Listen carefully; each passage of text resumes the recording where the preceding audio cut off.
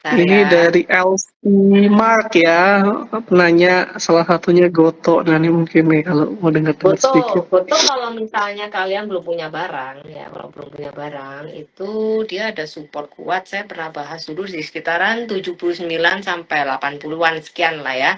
Jadi teman-teman misalkan ada yang bertanya, ini kira-kira gimana arahnya? Sekarang ini masih arah koreksi ya teman-teman. Jadi support penahannya harusnya di range 79 tadi sampai 80 sekian, 81 sampai 79 ya. Andai kata support tadi 79 ini tidak kuat nahan, maka dia ada potensi dia akan ke range 69 sampai 70 arah koreksinya. Nah, tapi kita perhatikan dulu, nggak usah terlalu jauh, kita perhatikan dulu. Selama ini sih Goto masih good ya, masih tertahan di atas 79 arah koreksinya. Semoga ini masih bisa nahan. Nah, untuk ke depan sebenarnya Goto ini ada berpotensi kembali lagi ke 117 apabila itu bisa break up dengan volume, maka dia berpotensi ke 127 kalau lancar-lancar, nggak ada hambatan, mungkin bisa ke 140. Ya nggak usah muluk lah, ngomong 120 dulu lah, nanti takutnya salah lagi. Disclaimer on ya teman-teman ya. Jadi yang punya Disclaimer on teman-teman. Goto ini sekarang lagi proses dalam fase koreksi. Ya, jadi andai kata teman-teman memang kepengen aliran buy on weakness, ya tungguin di area 7980, area keduanya adalah 6970 itu dulu. Jadi mungkin pembeliannya bisa diatur dibagi menjadi 2 kali pembelian sebagai money manajemennya gitu. Of course harus pasang stop loss ya, harus dihitung risknya. Kalau jebol dari 69 ya udah out dulu gitu. Ya, ya. Wah, seru sekali nih. Oke, kita tadi udah ngomongin, tadi juga udah di-mention gitu ya, mengenai saham-saham sektor kesehatan gini. Nah, kalau kira-kira menjelang 2024 nih, atau awal 2024 nih, ada semacam prediksi atau tips nggak? Sektor apa nih yang kira-kira menarik buat diperhatikan nih? Sektor ya. Sebenarnya yang tadi 2 hari ini lumayan kenceng itu ini ya, Ika ya, dari sektor konstruksi itu tadi lumayan kenceng, tapi kayaknya closing ada aksi taking profit. Sektor konstruksi ini sebenarnya masih terkait dari isu-isu pembangunan di mana IKN itu. Sebenarnya kalau secara teknikal ya dikaitkan dengan teknikalnya sebenarnya. Kalau memang katakanlah contoh nih ya saham Wika itu bisa bertahan aja di atas 180 itu, maka dia berpotensi masih bisa ke 336-an. Sekitar segitu, 300 kepala 3 bisa sih. Jadi untuk sektor konstruksi itu masih bisa kita perhatikan karena terkait dengan pembangunan-pembangunan yang masih akan berlanjut di tahun depan ya tentunya. IKN ini kan proyek yang dianggap masih berjalan nih. Isu-isu lain nggak tahu lagi. Kalau on the way ada isu lain lagi yang politik yang gimana, kita belum tahu ya kita nggak bisa ngomong. Tapi sekarang ini masih layak untuk kita pantau juga untuk itu. Nah, untuk saham-saham yang masih bisa naik lagi, saya sih masih perhatikan Pani ya. Pani sebenarnya memang sudah naik banyak, tapi potensial upside Pani ini juga masih ada sebenarnya. Kalau misalnya dia bisa breakout dari kepala 6-nya, 6.150, dia bisa melanjutkan kenaikan sih. At least misal ke 7.000, 8.000 itu masih bisa banget gitu. Nah, untuk saham lainnya lagi mungkin yang udah naik ya, yang udah naik tapi masih bisa naik lagi itu kayu. Kayu ini tapi saham yang tricky. Jadi kalian ya maksudnya tricky artinya ini bukan tricky sih, artinya volatile ya, volatile. Jadi teman-teman yang memang udah biasa trading gitu bisa juga memperhatikan ini gitu kalau misalnya tertarik ya, karena ini range-nya lebar jadi harus pakai money management dan cara-caranya tuh ada itu. Jadi nanti itu upside-nya juga masih ada, dia berpotensi untuk ganti kepala 7 juga next rally. Mungkin kalau misalnya kepala 7 lancar dia bisa lanjut ke kepala 8 gitu dan seterusnya masih bisa. Nah, untuk saham lain kayaknya sih ini ya, Mungkin tapi ini udah ya brand ini sih nunggu koreksi ya, tapi dia harusnya masih bisa naik lagi gitu.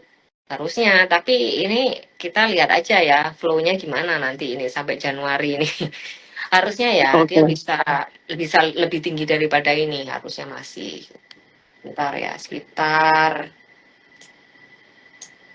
harusnya kalau kalau dijagain ya mungkin 10.000 itu bisa nyampe sih. Tapi nggak tahu, kita lihat aja disclaimer on itu. Oke.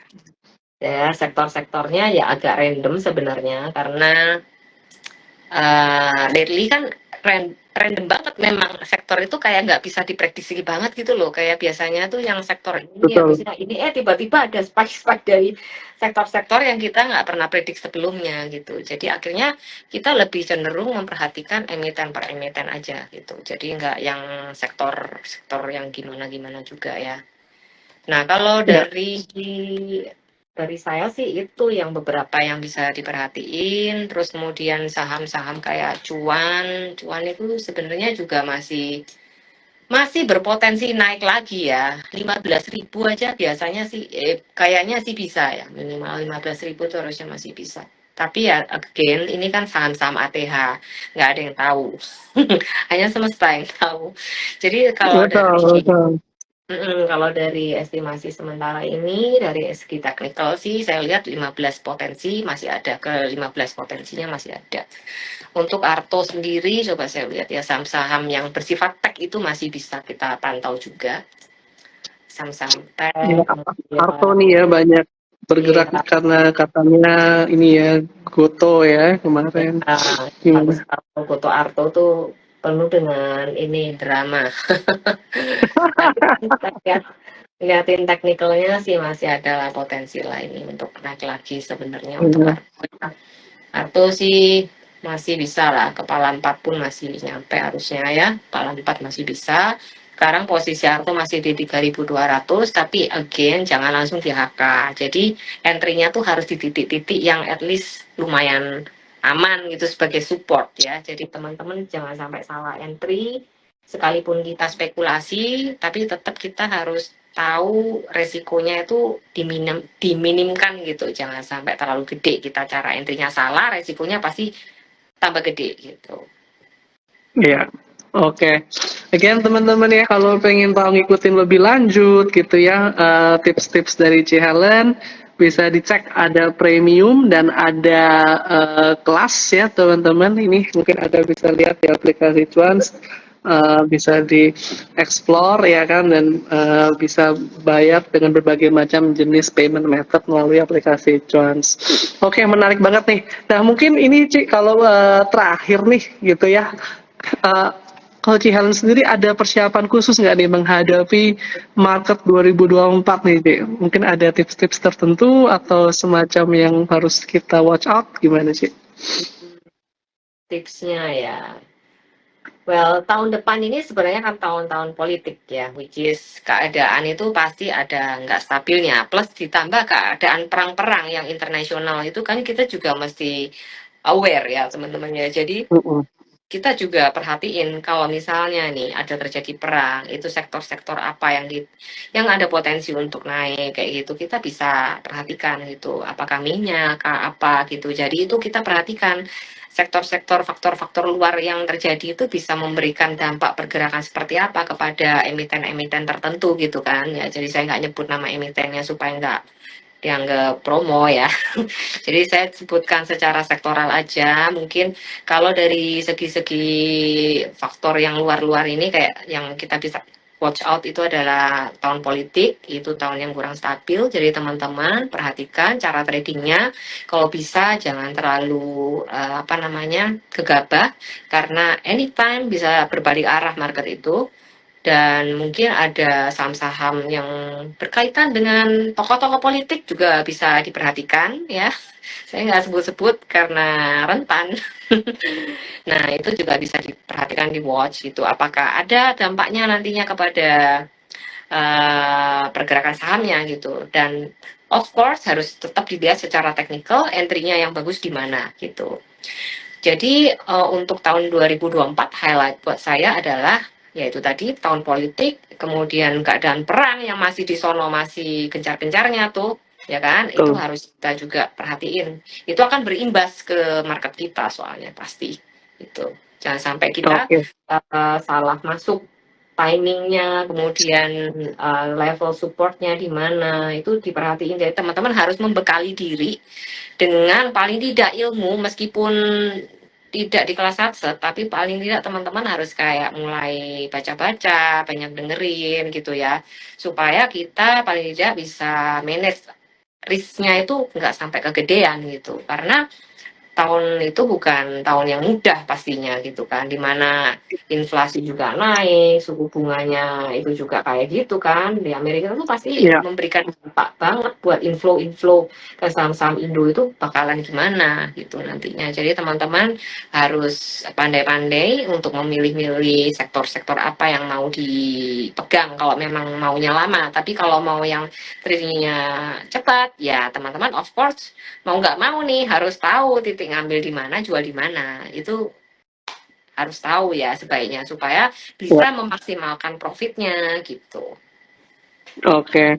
Berarti selain memang tetap harus belajar dan tahu di mana harus TP dan sebagainya, ini ya mungkin kalau yang khusus 2024 tadi adalah tahun politik, harus mulai ngikutin gitu ya, berita-berita politik atau enggak siapa aja nih gitu ya yang related ke politikus gitu ya, saham-saham apa. Dan kedua mengenai konflik ini ya, yang kayak ada perang di konflik global di sana. Oke, Dan sip. Nah, kebijakan-kebijakan politik itu kadang-kadang ada kebijakan-kebijakan baru nih, aturan-aturan baru yang tiba-tiba keluar tentang cukai apa-apa. Nah, itu juga biasanya bisa efek juga ke sahamnya. Jadi teman-teman yang punya saham-saham yang tertentu yang berhubungan dengan regulasi-regulasi itu bisa juga tetap dipantau. Jangan sampai nggak aware gitu maksudnya ya, supaya supaya profit kalian tuh nggak tergerus, sayang banget kan gitu. Jadi hmm, diceritain. Oh ya, satu hal lagi, Ernest, banyak yang nanya tadi ya, Dede, ini tuh IG live-nya direkam nggak? Rekamannya bisa dilihat di mana? Tadi teman-teman tuh ada yang TF, soalnya ada yang berhalangan pengen nonton tapi nggak ya. bisa. Itu nontonnya di mana gitu?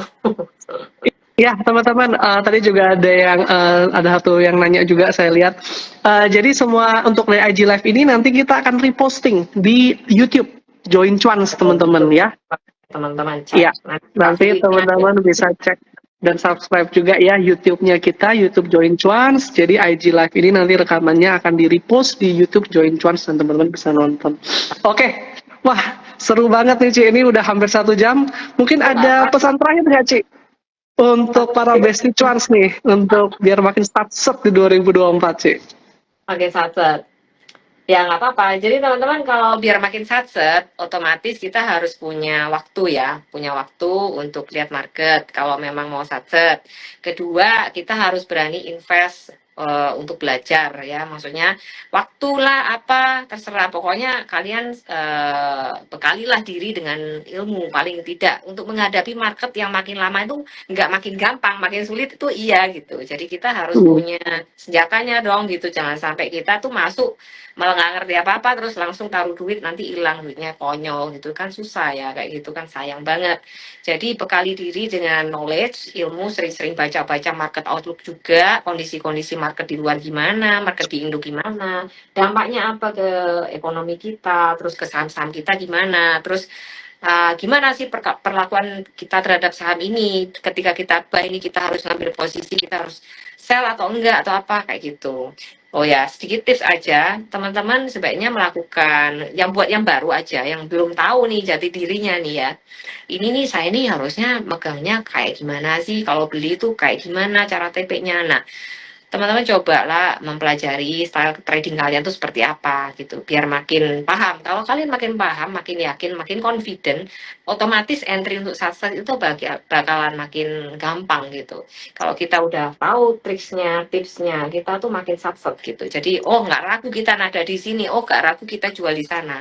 Nah itu semua akan ditata dan dibentuk, sebenarnya sudah ada di materi di kelas saya, cuman buat teman-teman yang nggak join kelas, teman-teman bisa pelajarin, digali sendiri itu kayak gimana stylenya. Terus di tempat saya sih kayak ada trader assessment gitu. Jadi apakah itu adalah suatu Assessment yang saya buat sendiri, memang customize, saya khususkan untuk teman-teman yang join di grup kami, di komunitas kami, itu saya sarankan, saya anjurkan ketika join, kenalin dulu kita ini trader stylenya gimana.